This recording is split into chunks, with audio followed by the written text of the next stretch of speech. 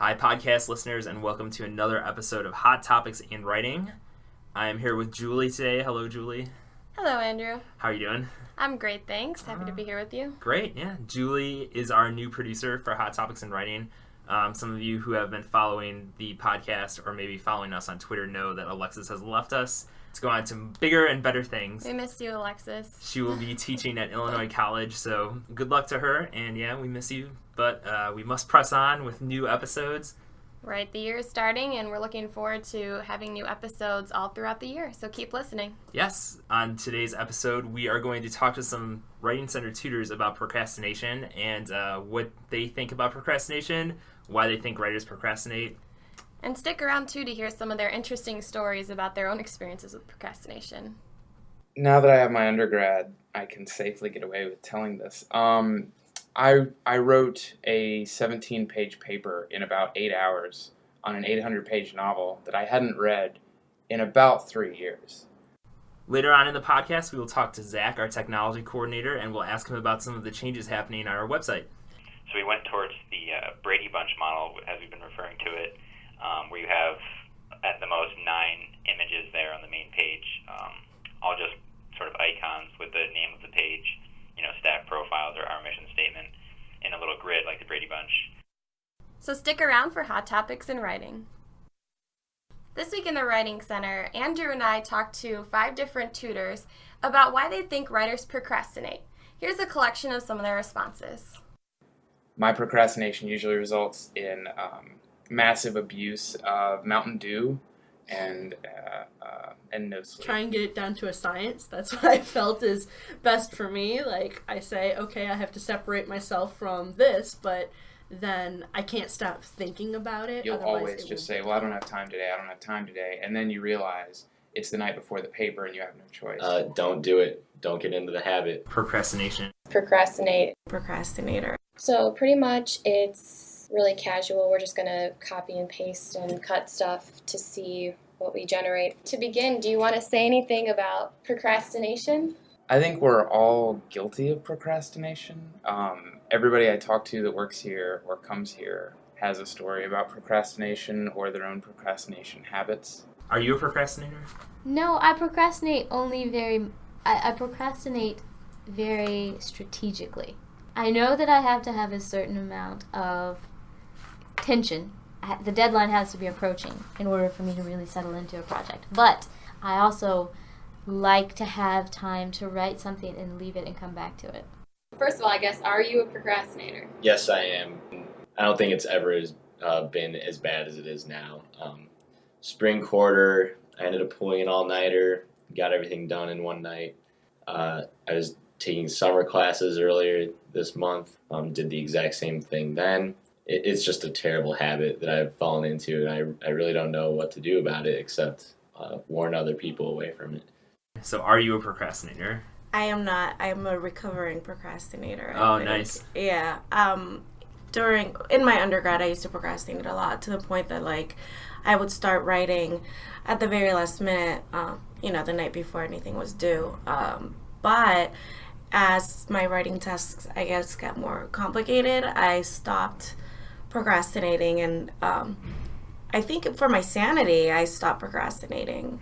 Are you a procrastinator? I am a procrastinator, but I call myself a controlled procrastinator because I procrastinate to a certain extent, and then I say, okay, I have to stop and start working. Why do you think writers procrastinate? Mainly, I procrastinate because it doesn't feel urgent. It only feels urgent till it's due. Or time management, I don't have any. Did you say time management? I don't have any. I don't have it. I don't have the time management skills, I should say. Okay. So why do you think that writers procrastinate? Usually, if a piece appears too daunting, that you don't want to immerse yourself in it, I mean, what else can you do but not do it? Right. Put it off and defer it. I think writers procrastinate. I know I procrastinate because I'm worried I won't do something right the first time. And I think often it comes down to, well, what am I going to write about? And so I think that question is something writers don't like to think about, so we procrastinate to separate ourselves from the project. I think it's very easy to find other activities to do, like other than sitting down at the computer or at the desk. It's such a small spot sitting at that desk, and you have the whole world to go do anything else other than write. And it's also just scary looking at a blank sheet of paper. I have theories about this. I think why I did it just because I was scared of writing. But when I sat down to write, that was the scary part. So I would wait till the very, very last minute just because, it's scary to sit down in front of a blank screen and come up with something that people are going to want to read. I also think it's a control issue for some people. I've talked to a lot of people that have to clean their kitchens before they start writing. And that's not just killing time, but it's also like you feel like you're in control of something else. So that is going to at least make you feel better about not being in control of what you're about to type onto your screen, I guess. So what do you personally do to get to work? I do one of two things. I can't work in my own space without doing something to it first. So I will clean, I'll do dishes. I have to do something active, and then I sort of think about the paper as I do it. And that's if I'm going to, work in my own home, which sometimes I just feel too antsy to do that. And instead, I'll walk to a cafe. And the walk is my sort of in-between time where I start thinking about things. And then once I get to the cafe, I'm ready to settle in. So I have to do something to sort of bridge between when I just be normal and when I sit down in front of the computer. What does it take for you to actually get down and start writing or get work done? The trick is just to get words on the page. I can remember actually back when I was applying for a position at the Writing Center and we had to write a prompt, and I actually, funny thing, I had no idea what I was going to say. So I started just writing about something completely unrelated. I think it was about my favorite record or something like that. And somehow I twisted the discussion toward what I was supposed to be writing about in the first place. Went back and deleted everything I'd written up to that point. So what got you to finally get to work on that? Inspiration from the source. I just found a quote. It was actually a paper on Equiano for my early American literature class, and so just one quote about his life, and I felt, there's part of my thesis, and it felt like the dominoes finally fell together, and I knew what of my sources I did want and what I didn't want, rather than just feeling like I had to take all of it in. Do you have any, ideas about really what makes you start writing and stop procrastinating? Deadlines. The deadlines themselves. Let's see. Terror. I always think I can feasibly make it in, but when the hour starts winding down quickly, an hour really isn't as long as you think it is. Generally, my pre-writing is just thinking, period. So I'm always thinking about it. I should do this, I should do this. I'm still thinking about what I'm going to write or research, but physically concerting yourself to do it is kind of hard. Usually for me, I finally realize I kind of kick myself out of a slump, and I have to just call myself out on the fact that I'm wasting time, or I sit down and I make a list of everything that I have to get done, and I put it in the order of what has to get done first. And so that makes me look at it visually and say, I need to forget about everything else except what's at the top of the list, because that's what comes up first. Nice. So what do you put on the list? Different things to do, like if I have to do research, I'll put that on the list, or I do outlines a lot too, and I do like to go through at least a couple of drafts, which I know is very unusual. Most people don't revise at all, but I do like to revise all the time, constantly as I go through, so I like to give myself a lot of time. So I'll just put basically look this up, or go to the library, or research this, or whatever, just tasks that I need to get done. And a thrill for me is to be able to cross those tasks off a list as I move through my writing process. Do you have any stories that are related to you procrastinating too much on any assignment or paper? Now that I have my undergrad, I can safely get away with telling this. I wrote a 17-page paper in about 8 hours on an 800-page novel that I hadn't read in about 3 years. I read the novel, kind of skimmed it because I couldn't remember it, and wrote it all in a night. So, do you have any particular stories? Like, what's your worst procrastination experience, and how did it turn out? That would probably be this quarter, where I had 4 papers due in one day, and I hadn't started any of them. When did you start writing the papers? That Friday they were due. The morning, I woke up at like 5 in the morning to start everything, and thought the whole day I thought I could get them all done in the whole day, but that did not work at all. So your plan was to write 4 papers in one day? Yeah, 2 take-home finals, and then 2 research papers for the class, each class. And I only got through 2 that day. Didn't work out very well. I think some people work better under pressure. You know, in rare cases, there are gems that come out when you are in a hurry or you are scared. But I would suggest trying to maybe simulate that experience of pressure rather than actually put yourself in that position. Other people procrastinate, I think, for the same reason, strategically, in order to give them the tension of a deadline. Because I think people write better or get to the project of writing if they feel like they have a deadline. There is a benefit to it, and it's that if you are someone that thrives on your adrenal gland as much as I do, having only 4 hours to complete a 10-page paper, might be exactly what you need. It is a good and a bad thing. It's bad on the end of polishing, but good on the end of generating new and innovative ideas at sometimes. Procrastination itself, or it puts you into the situation. It puts you into the situation where you have to examine if, I can write all this extra stuff or what should be really most important. So I sometimes think it's not good, but it's beneficial to sometimes how you're writing because it makes you be a little more concise and think, I'm not going to have time to write about this section. It wasn't important to begin with. I do think, and I've talked to a lot of people about this, students that come into the Writing Center, that when you procrastinate, you're also thinking. Like, you're just not even thinking about your assignment. Even if you're not consciously thinking about it, you kind of are. It's in your head. You're like, oh man, I have to work on this. And right then, when you're doing that, you're actually planning your paper, whether consciously or subconsciously. So I think it does help because when you sit down, you're not blank. Do you have a procrastination story? Not really. No. I can't think of. I've always been too paranoid to really give myself a good procrastination story. I seem to recall when you were writing your teaching philosophy. Yeah. Didn't you say you sat on the couch for 9 hours straight to finish it? Oh, that was for my huge teaching literature project. Yeah. It was like 9 hours. It's like the opposite of procrastination. Hardcore. That's called dedication.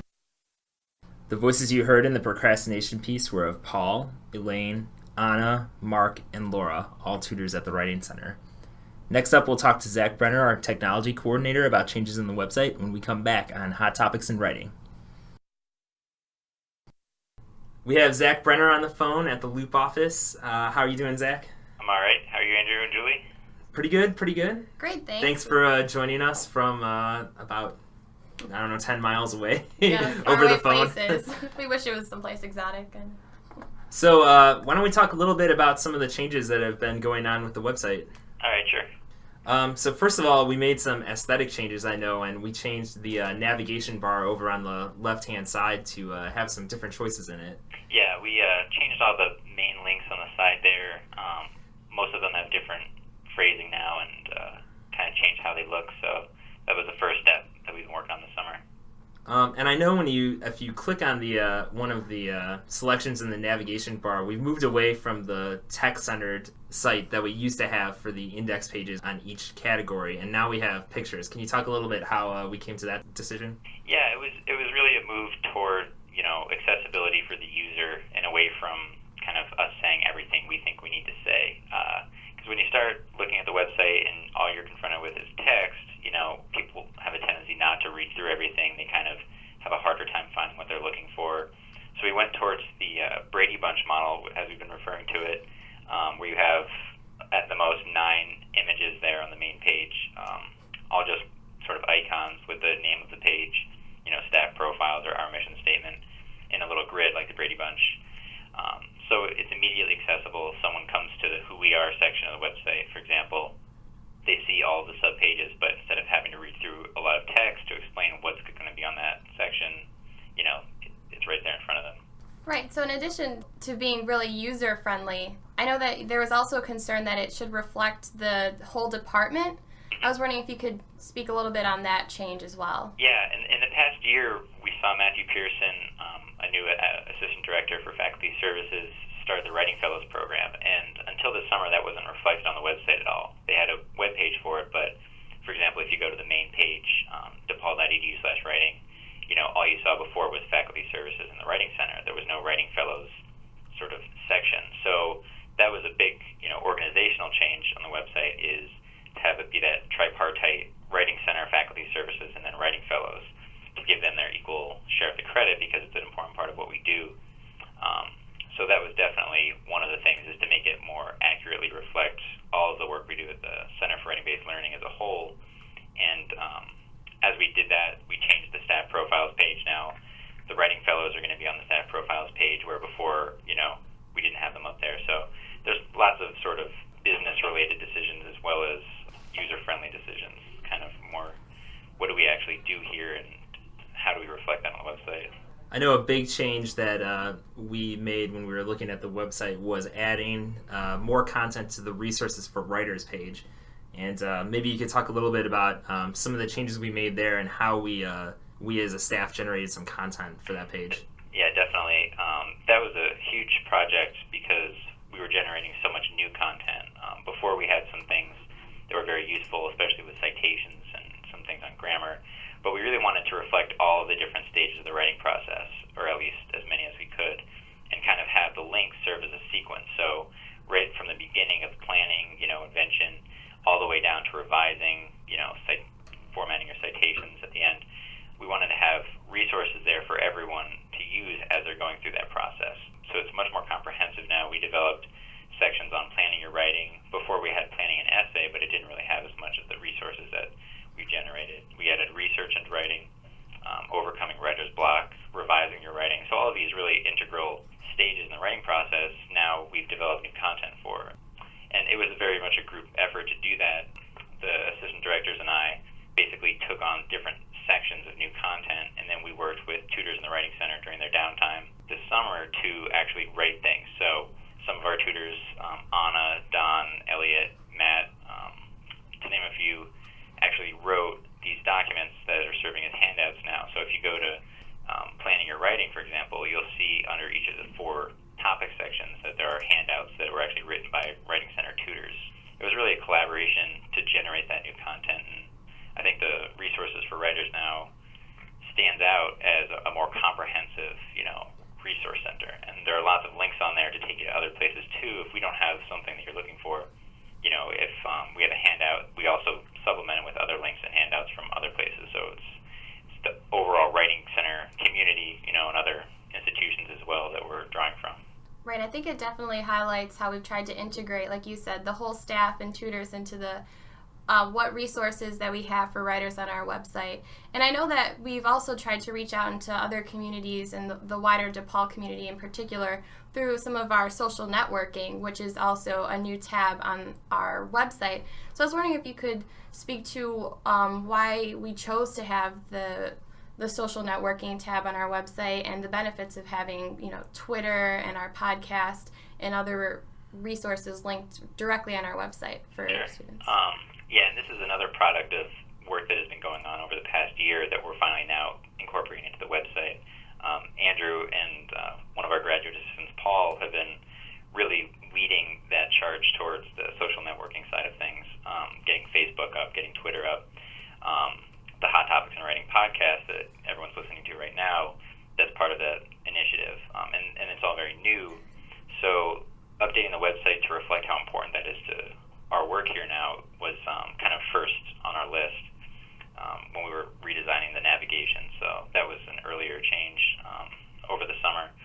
We have basically those 3 up there right now: the Facebook page, which is a fan page that people can visit and then become a fan of the Writing Center on there, and then the Twitter, DePaul Upwubble Twitter account, which people can follow. And then the new thing that we're all very excited about that Andrew and our assistant director Matthew have been working very hard on is a blog called Writing in the Center. That's going to be the newest edition of the social networking section of the website, and it'll really, I guess, give us a